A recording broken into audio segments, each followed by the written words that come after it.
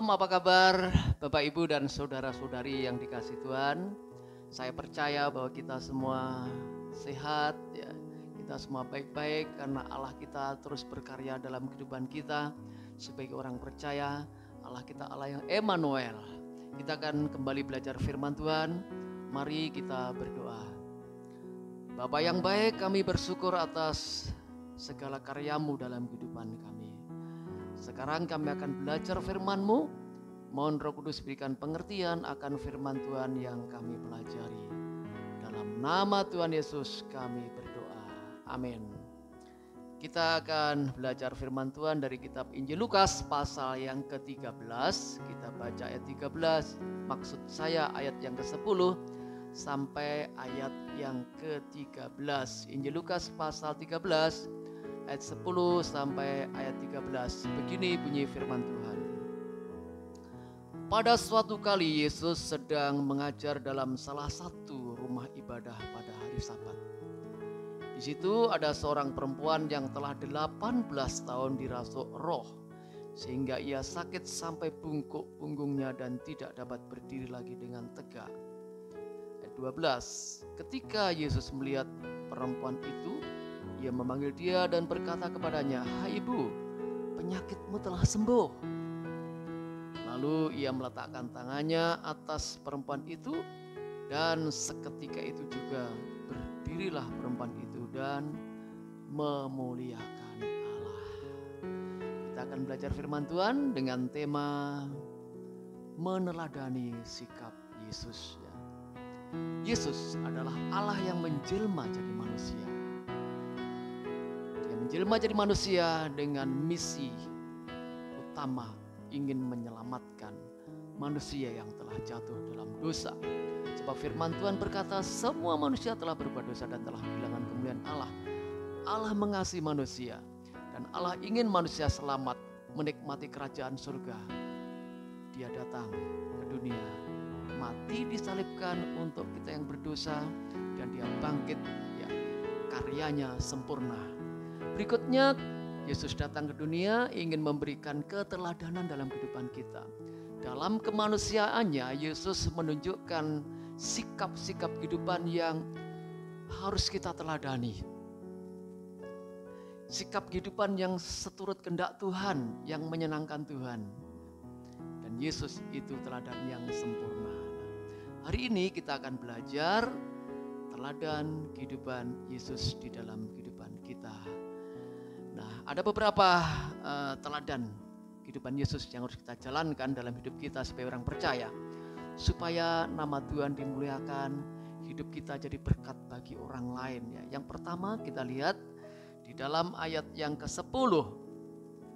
Di situ dikatakan pada suatu kali Yesus sedang mengajar dalam salah satu rumah ibadat pada hari Sabat. Yang pertama, mari kita meneladani kehidupan Yesus dengan menyediakan waktu untuk beribadah. Menyediakan berarti mengkhususkan waktu untuk beribadah. Mengkhususkan waktu untuk membangun sebuah hubungan yang akrab dengan Tuhan. Ya, bukan menyisakan ya. Menyisihkan. Kalau menyisihkan berarti memang mengalokasikan waktu khusus, mengkhususkan buat Tuhan. Tapi kalau menyisakan berarti ya kalau ada waktu luang, ya kalau ada kesempatan ya saya baru beribadah ya. Tuhan maunya tidak seperti itu. Ya. Tuhan maunya kita mengalokasikan waktu, mengkhususkan waktu untuk beribadah. Kalau kita perhatikan dalam kitab Kejadian, ya, ketika Yesus selesai menciptakan alam semesta, Kejadian pasal 2 ayat 3 ya. Allah berhenti pada hari ke-7 dan Allah memberkati hari ke-7. Ya, artinya hari ke-7 itu memang dikhususkan Tuhan untuk berhenti, untuk memberi kesempatan kita membangun sebuah keakraban dengan Tuhan. Diulang lagi di dalam kitab Keluaran ya. Keluaran pasal 20 ayat 18 ya. Dalam 10 hukum Tuhan perintahkan, kuduskanlah hari Sabat. Beri khususkanlah waktu untuk Tuhan. Ya. Kenapa kita mesti membangun sebuah hubungan dengan Tuhan lewat ibadah? Itu sebagai bukti ketaatan kita pada Tuhan, karena memang beribadah ya, itu diperintahkan Tuhan ya. Dalam perjanjian baru kita pernah baca ya, dalam Ibrani pasal 10 ayat yang ke-25, janganlah kamu menjauhkan diri dari pertemuan-pertemuan ibadah kita. Ketika kita belajar beribadah pada Tuhan, berarti kita menjadi orang-orang yang sedang mentaati, pelaku firman. Juga ibadah sangat penting dalam kehidupan kita ya, untuk membangun kehidupan iman kita supaya semakin kuat. Ya, hidup ini ada banyak persoalan, ada banyak tantangan. Ya, awalnya mungkin baik-baik, aman-aman, tiba-tiba tantangan datang. Ya, kita perlu ada kekuatan iman untuk menghadapi persoalan ini. Ya, setiap hari supaya fisik kita sehat, ya, kita perlu makan, minum makanan-makanan yang bergizi. Ya, mungkin buah-buahan, vitamin supaya kita sehat, bisa bekerja, bisa beraktivitas. Demikian juga dalam kehidupan rohani kita harus sehat. Bagaimana supaya sehat? Kita perlu menikmati makanan rohani. Ya, makanan rohani kita dapatkan ketika kita membangun sebuah hubungan yang akrab dengan Tuhan lewat ibadah. Ada firman Tuhan di sana, ada doa-doa dinaikkan, ada pujian dinaikkan. Itu adalah makanan rohani kita, vitamin rohani yang menyehatkan kehidupan iman kita. Kita sedang masuk di dalam suasana pandemi ya. Saya terus mendorong Bapak Ibu jangan melupakan kita beribadah. Mungkin karena halangan sakit ya, bisa saja kita tidak bisa hadir ya di gereja. Tapi di rumah mari kita bangun sebuah hubungan yang akrab dengan Tuhan bersama keluarga atau mungkin pribadi, kita beribadah pada Tuhan. Ya, iman itu tidak mengesampingkan hikmat. Ketika kita datang ke rumah Tuhan, itu kita sedang menyatakan iman kita pada Tuhan. Beribadah itu berarti kita nyatakan iman kita pada Tuhan. Nah, ketika kita datang ke rumah Tuhan, ya kita jangan lupa hikmat Tuhan, ya kita jaga protokol kesehatan ya. Iman dan hikmat berjalan seiring ya.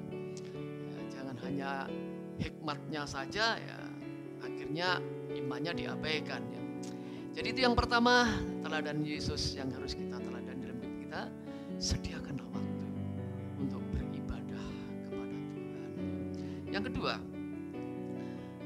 ayat yang ke-11 dan 12 ya, di situ dikatakan, di situ ada seorang perempuan yang telah 18 tahun dirasuk roh, sehingga ia sakit sampai bungkuk punggungnya dan tidak dapat berdiri lagi dengan tegak. Ketika Yesus melihat perempuan itu, ia memanggil dia dan berkata kepadanya, "Hai ibu, penyakitmu telah sembuh." Ya, di ayat yang ke-13, ya berdirilah perempuan itu dan memuliakan Allah. Ya. Teladan yang kedua, ya, mari kita menaruh peduli pada sesama. Ya, menaruh peduli berarti kita berempati, turut merasakan apa yang dialami orang lain. Apalagi ketika orang itu sedang menghadapi persoalan dalam hidupnya. Mari kita belajar menjadi orang yang bukan pasif ya, atau orang yang katanya orang kota ya, ya lulu gue ya. Tapi mari kita belajar juga untuk kita terlibat dalam kehidupan orang itu ya. Kita datangi, kita berusaha menolong ya. Dalam nas yang kita baca ini, ketika dalam pertemuan ibadah, ada seorang ibu yang sudah 18 tahun lamanya sakit pinggang, bungkuk, jalan pun tidak sempurna. Ya. Rupanya sakit bongkok itu disebabkan oleh pekerjaan roh jahat. Rupanya roh jahat mendiami tubuh ibu itu sehingga dia sakit. Ya, membuat ibu ini sakit. Ya, kita lihat di sini bahwa roh jahat itu bisa mendatangkan sakit penyakit ya. Ya memang tidak semua sakit penyakit karena roh jahat ya. Ya mungkin karena virus atau yang lain ya, tapi bisa saja karena pekerjaan roh jahat ya. Nah, ibu ini juga demikian karena pekerjaan roh jahat mengalami sakit bungkuk. Nah, tiap hari dia beribadah atau tiap minggu dia beribadah ya. Orang sering lihat ibu ini tapi dipandang seperti biasa saja ya karena udah sering kali lihat. Tapi Yesus selain matanya. Ketika Yesus melihat wanita ini di rumah ibadat, dia dengan mata ilahi, ya, dengan penuh belas kasihan dia melihat ibu ini dan dia terlibat untuk menolong ibu ini. Dan dijelaskan dalam nas kita baca ini, ibu ini dibebaskan dari sakit bungkuk yang disebabkan roh jahat. Mari kita sebagai orang percaya belajar kita menaruh peduli. Kenapa? Karena ada roh yang sudah tinggal dalam kehidupan kita. Dan buah-buah roh itu ya dalam Galatia pasal yang kelima ayat 22, 23 dijelaskan sana. Ya ada kasih juga ada kemurahan. Ya. Nah orang yang mengasihi, orang yang berhati ya dibuktikan dengan peduli pada orang lain yang memerlukan pertolongan. Ya. Nah kalau kita perhatikan di dalam Alkitab ya kita belajar di sana bahwa buah iman itu adalah harus ada tindakan. Selain itu ya kenapa kita mesti belajar untuk menaruh peduli pada orang lain ya? Supaya orang mengenal Tuhan, supaya orang memuliakan Tuhan. Dalam nas yang kita baca ini ketika wanita ini ditolong oleh Yesus ya, dijelaskan ayat 13 bagian B yang terakhir, wanita ini memuliakan Tuhan. Kehidupan Kristen adalah kehidupan yang bersaksi, menyaksikan Yesus itu Allah yang Maha Kasih, menyaksikan Yesus itu Allah yang Juru Selamatnya. Bagaimana orang bisa mengenal Allah yang Maha Kasih kalau dalam kehidupan orang percaya tidak ada hidup yang menunjukkan kasih-kasih sebagai iman Kristennya, tindakan iman Kristen ya. Mari belajar Bapak Ibu Saudaraku ya. Kita memiliki buah roh yaitu kasih dan kita jalankan dalam kehidupan kita. Ya, dengan cara kita peduli ya, wujudnya kita peduli pada sesama dan itu menjadi pintu atau bisa dipakai Tuhan untuk membuat orang semakin mengenal Tuhan, semakin memuliakan Tuhan dan mereka akan terima Yesus di dalam kehidupannya. Ada seorang ibu yang terkenal di dunia namanya Ibu Teresa atau Mother Teresa. Ibu ini seorang ibu yang mengabdikan hidupnya untuk orang lain. Kalau ada dia lihat orang-orang gelandangan tidak punya rumah dia tampung. Dia lihat orang sakit-sakitan tidak ada perhatikan dia tampung, yatim piatu dia tampung ya. Itu di sebuah kota di India di Kalkuta dia banyak menolong orang yang tidak diperhatikan, orang yang terpinggirkan ya. Dan hidupnya jadi berkat bagi banyak orang sehingga melalui pelayanan Ibu Teresa banyak orang dibawa kepada Tuhan. Dia pernah berkata begini, jangan biarkan setiap orang yang datang kepadamu pulang dengan tangan hampa, tapi biarlah orang yang datang kepadamu dia pulang membawa kebahagiaan. Dia sedang ingatkan kepada kita ya, ketika orang datang kepada kita menghadapi persoalan ya, dan kita harus punya komitmen. Orang yang datang pada kita persoalan, dia pulang membawa kebahagiaan, ada kemenangan-kemenangan dalam hidup ini. Sehingga banyak orang akan memuliakan Tuhan. Itu yang kedua, menaruh peduli pada sesama. Yesus dalam kemanusiaannya memberikan teladan yang baik. Mari kita belajar meneladani sikap Yesus. Jadi hari ini kita sudah belajar dua teladan Yesus yang harus kita lakukan dalam hidup ini supaya hidup kita memuliakan Tuhan, jadi berkat bagi banyak orang. Yang pertama, mari kita sungguh-sungguh menaruh hidup kita, sediakan waktu kita untuk beribadah, cari Tuhan dalam hidup ini. Apalagi dalam suasana sulit, semakin dekat kepada Tuhan. Dan yang kedua, mari kita belajar untuk menaruh peduli pada sesama sebagai bukti kita orang-orang yang sudah mengalami kasih Allah dalam hidup kita. Kiranya Tuhan memberkati kita. Amin. Mari kita berdoa.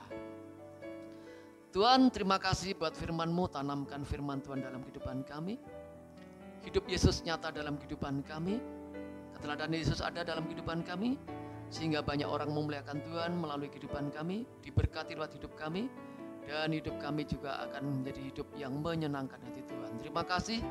Terpuji buat nama-Mu, berkati setiap jemaat-jemaat-Mu yang sudah mendengar firman Tuhan pada saat ini.